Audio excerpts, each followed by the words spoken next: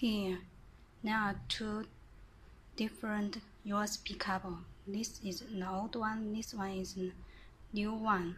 This is the slimmer.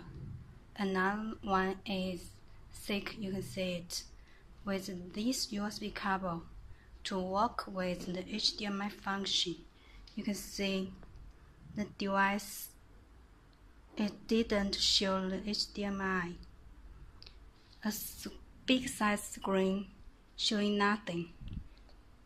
Now we can change another line, another USB cable with the thick one.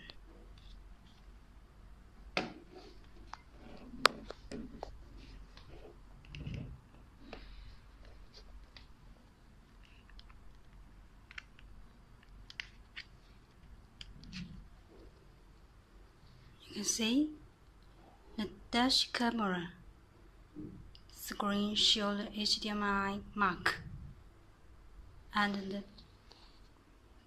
big size screen showing the fields in the device. Now I put the video recording just.